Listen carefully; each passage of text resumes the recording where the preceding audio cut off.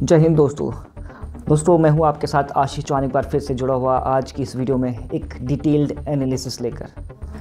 दोस्तों, आप सभी भली भांति जानते हैं कि कल विधानसभा चुनाव के जो नतीजे थे वो कल घोषित हुए, जहां पे हमने देखा कि हमारे किश्तवाड़ डिस्ट्रिक्ट में 3 असेंबली सीट्स में से 2 पे भारतीय जनता पार्टी ने रिसाउंडिंग विक्ट्री जो है वो हासिल करी।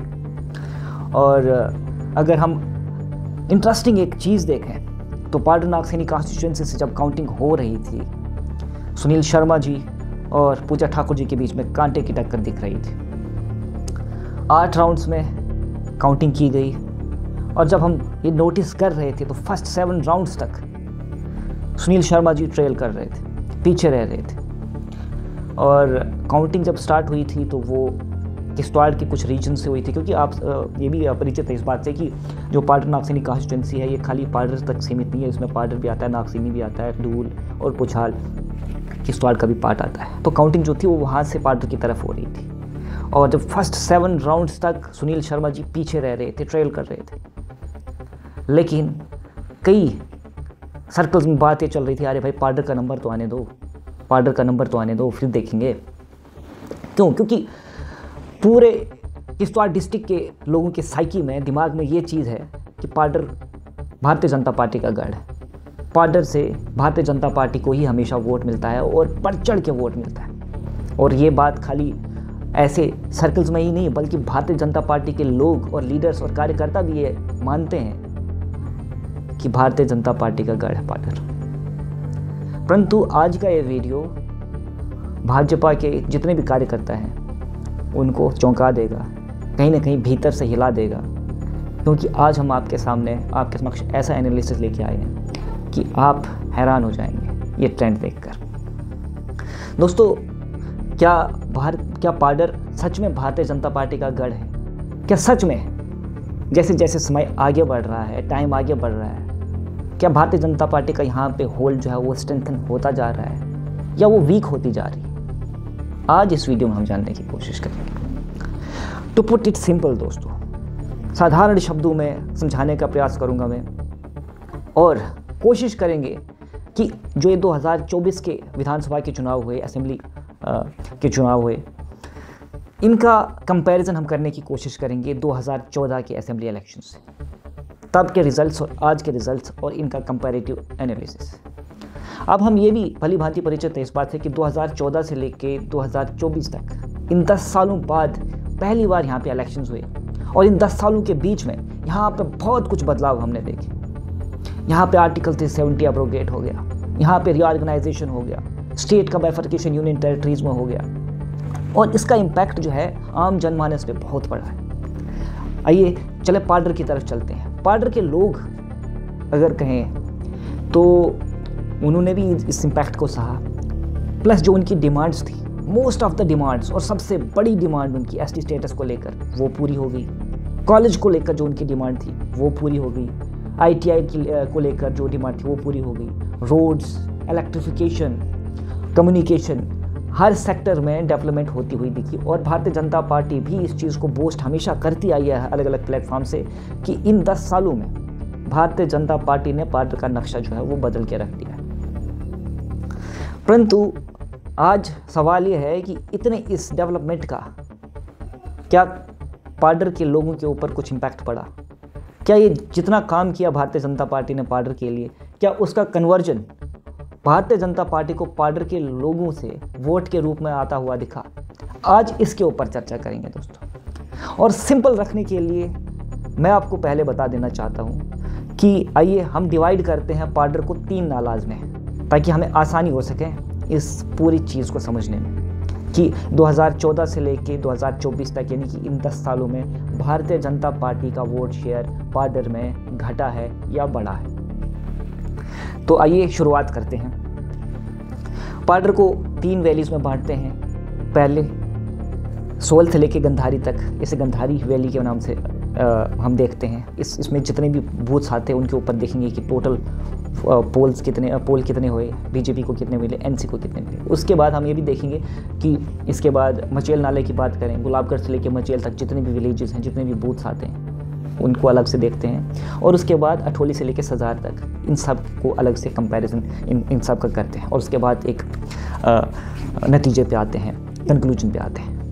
इसके लिए दोस्तों मैं आपको अब एनालिसिस दिखाने का प्रयास करता हूँ और फैक्ट्स पे बात करने की कोशिश करता हूँ। आइए 2014 से चलते हैं आगे। दोस्तों 2014 में टोटल वोट्स आप जानते हैं कितने पोल हुए थे, मैं आपको बताता हूँ, और आप इन फिगर्स के माध्यम से भी देख सकते हैं। आपके स्क्रीन्स पे ये फिगर्स भी हैं, आप देख सकते हैं। 2014 में टोटल वोट्स जो पोल हुए थे वो 10,901 हुए थे, और इसमें भारतीय जनता पार्टी को 7,855 वोट्स मिले थे, यानी कि 72%। नेशनल कॉन्फ्रेंस को 2,355 वोट्स मिले थे, यानी कि 21.6%, और अन्य जो थे 691, यानी कि 6.33%। आइए अब बात करते हैं 2024 के इलेक्शंस के ऊपर। तो दोस्तों आप देख सकते हैं कि इस बार 2024 में टोटल वोट्स कितने पोल हुए हैं पार्डर रीजन से, तो वो हैं 13,678, 13,678। इसमें अगर हम देखें तो भारतीय जनता पार्टी को मिले हैं 9,545, यानी कि 69.7%, और नेशनल कॉन्फ्रेंस को 3,634, यानी कि 26.5%, और अन्य 496, यानी कि 3.62%। और दोस्तों मैं पोस्टल बैलेट यहाँ पे इंक्लूड नहीं कर रहा हूँ। अब इन दोनों का ज़रा कंपैरिजन करिए। ये टोटल के रिजल्ट्स हैं 2014 की और 2024 के, आपके स्क्रीन के आगे हैं। आप देख सकते हैं कि भारतीय जनता पार्टी को 2014 में 72% वोट मिले हैं पार्डर से, और 2024 में 69.7%, यानी कि 2.3% का फॉल भारतीय जनता पार्टी के वोट्स में हमें देखने को साफ साफ मिल रहा है। इसके बाद आइए नेशनल कॉन्फ्रेंस की तरफ चलते हैं। 2014 में नेशनल कॉन्फ्रेंस को 2,355 वोट्स मिले हैं, यानी कि 21.6%, और 2024 में 3,634, यानी कि 26.5%, यानी कि 5% का गेन हमें देखने को मिला है नेशनल कॉन्फ्रेंस को पार्डर में, यानी कि 2014 से लेकर 2024 के बीच में 5% वोटर्स में इजाफा हुआ है नेशनल कॉन्फ्रेंस।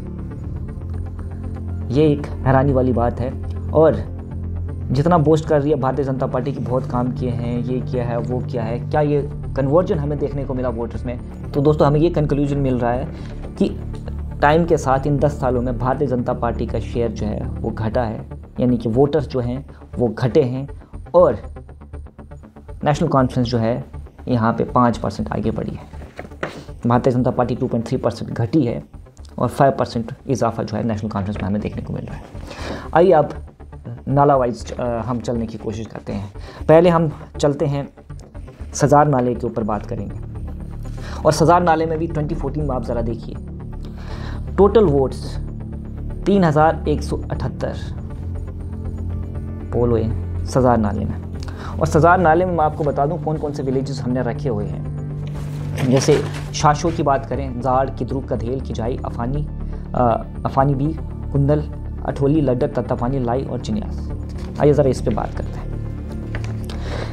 यहाँ पे अगर 2014 में आप देखेंगे तो भारतीय जनता पार्टी को 1954 वोट जो है वो मिले हैं, 1954, और नेशनल कॉन्फ्रेंस को 966। और अगर परसेंटेज देखी जाए तो भारतीय जनता पार्टी को 61% है, नेशनल कॉन्फ्रेंस को 30% है। और वहीं अगर 2024 में आप देखिए तो टोटल वोट्स कितने हुए हैं पोल 4,060 इसी नाले में, सजार नाले में। और भारतीय जनता पार्टी को कितने वोट मिले 2,584, यानी कि 63%।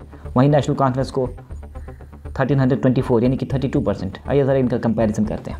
तो 2014 से लेकर 2024 के अगर बीच में हम देखें तो इस नाले में भारतीय जनता पार्टी 2% इंक्रीज़ करी है उसका शेयर। नेशनल कॉन्फ्रेंस भी 2% इंक्रीज़ करा है, कोई बदलाव, बराबर आगे सेम तरीके से आगे बढ़ रहे हैं। चलो अब गंधारी नाले की तरफ चलते हैं। गंधारी नाले में आपको बता दूं हमने जैसे कुछ बूथ रखे, जैसे सोहल, कब्बन, बरनीली, चिटोन, गाई, इश्तियारी, श्वास, बस्तून, भटवास, मुठल, प्यारी और तून। ये पूरा सोहल से लेके इतने जितने भी बूथ आते हैं गंधारी तक, उसमें अगर हम देखने का प्रयास करेंगे तो टोटल वोट्स 2014 में इस बेल्ट में, इस वैली में 2,984 पोल हुए थे। उसमें से 2300 भारतीय जनता पार्टी के खेमे में गए थे, यानी कि 77%। नेशनल कॉन्फ्रेंस के खेमे में 572 गए थे, यानी कि 19%। और वहीं 2024 में देखें आप, इस बार टोटल वोट्स इस बेल्ट में कितने पोल हुए हैं? 3501। और नेशनल कॉन्फ्रेंस को यहाँ से मिले हैं 802, यानी कि 22%। और भारतीय जनता पार्टी को 2633, यानी कि 75%। ज़रा इनका कंपैरिजन करिए आप। भारतीय जनता पार्टी को 2% का लॉस होता हुआ इस वैली में दिख रहा है, और नेशनल कॉन्फ्रेंस को 3% का गेन होता हुआ दिख रहा है। सोचने वाली बात है। और फाइनली आइए मचेल वैली की तरफ चलते हैं। सबसे इंटरेस्टिंग ट्रेंड वहाँ से देखने को मिलेंगे हमें। दोस्तों, मचेल वैली में अगर हम बात करें तो टोटल वोट्स जो पोल हुए हैं 2014 में वो हैं 4379। उसमें भारतीय जनता पार्टी को 3601 वोट मिले, यानी कि 75%। नेशनल कॉन्फ्रेंस की बात करें तो 817, यानी कि 17%। आइए 2024 में देखते हैं कि टोटल वोट्स कितने पोल है। तो टोटल वोट्स 2024 में इस वैली में, जिसमें हमने कौन कौन से गांव रखे मैं आपको बता देना चाहता हूँ। लोसैनी, हमूरी, मचेल, चिशोती, हाको, माओ, पलाली, अगड़, कोकानगांव, मस्सू, शिरानगवाड़ी, लिगरी, कद्युल्लू, टाटी, पंडेल, हमीरगांव, शिरानगवाड़ी, दूरदू, ढूंढी, गुलाबगढ़, मट्टी, लियोंडी और कोहली। दोस्तों, इसमें अगर हम देखें तो हमें ये देखने को मिलेगा कि टोटल वोट्स 6114 कास्ट हुए हैं, जिसमें भारतीय जनता पार्टी को 4328 वोट्स मिले हैं और नेशनल कॉन्फ्रेंस को 1508, यानी कि भारतीय जनता पार्टी को 70% वोट मिले, 70%, और नेशनल कॉन्फ्रेंस को 24%। आइए ज़रा इसका 2014 से कंपैरिजन करें तो हमें ये साफ साफ दिख रहा है कि भारतीय जनता पार्टी को इस वैली में 5% का लॉस होता हुआ दिख रहा है हमें, और नेशनल कॉन्फ्रेंस को 7% का गेन। तो ये चौंकाने वाले जो हैं एनालिसिस आपको अभी हम दिखाने का प्रयास कर रहे हैं। सजार वैली में, सजार बेल्ट में आपको दोनों पार्टीज़ में 2% का इजाफा देखने को मिल रहा है। गंधारी वैली में अगर आप जाएंगे, पूरा सोल से लेकर गंधारी तक अगर हम बात करेंगे तो भारतीय जनता पार्टी को 2% का लॉस होता हुआ दिख रहा है, और नेशनल कॉन्फ्रेंस को 3% का गेन होता हुआ दिख रहा है। और मचेल वैली की अगर हम बात करें तो 2014 के कंपैरिजन में 2024 में भारतीय जनता पार्टी को 5% का फॉल होता हुआ दिख रहा है, और नेशनल कॉन्फ्रेंस को 7% का गेन होता हुआ दिख रहा है। अब दोस्तों, क्या भारतीय जनता पार्टी का गढ़ अभी भी पाडर को कहा जाना चाहिए? क्या आपको नहीं लगता है कि अब पाडर में भारतीय जनता पार्टी जो है वो कमज़ोर पड़ रही है? और यदि अगर आपको इन फैक्ट्स एंड फिगर्स से ये अंदाज़ा हो चुका है तो आप किसे ज़िम्मेदार समझते हैं? आपको कौन लगता है कि क्या ऐसे कारण रहे होंगे कि भारतीय जनता पार्टी का समय के साथ जो है यहाँ पे वोट घट रहा है? हालांकि काम तो बहुत करे थे, लेकिन फिर भी ऐसा क्या कारण है कि पाडर के युवाओं के बीच में, पाडर के लोगों के बीच में फिर भी नाराज़गी? दोस्तों, इस बार पूजा ठाकुर को आपने देखा होगा कि 3634 वोट मिले, आप अंदाज़ा लगाइए, और पिछली बार 2355 गए थे। इस बार पार्लियामेंट्री इलेक्शंस की भी अगर आप बात करेंगे ना तो 2600 के आसपास वोट्स गए थे कांग्रेस को। दोस्तों, ये जो ट्रेंड है इससे बहुत सारी चीज़ें जो हैं वो सामने निकल के आते हैं। इस पर भारतीय जनता पार्टी के जो जितने भी कार्यकर्ता हैं उनको आत्मचिंतन की ज़रूरत है, और ऐसे क्या कारण रहे हैं उनको उस पर गौर करना चाहिए। और अगर सच में ऐसा लगता है कि जो पॉलिटिकल लीडरशिप है कहीं वो पुरानी हो गई है, कहीं उसमें अब वो एनर्जी नहीं रही है, तो यूथ को जगह देनी चाहिए। एनर्जेटिक जो बंदे हैं जो आने वाले समय में यहाँ के लीडरशिप की कमान संभाल सकते हैं, उनको भी आगे स्पेस प्रोवाइड करना चाहिए और आगे बढ़ने का मौका देना चाहिए। बाकी आप देखते रहिए पाडर मचेल। धन्यवाद। जय हिंद, जय भारत।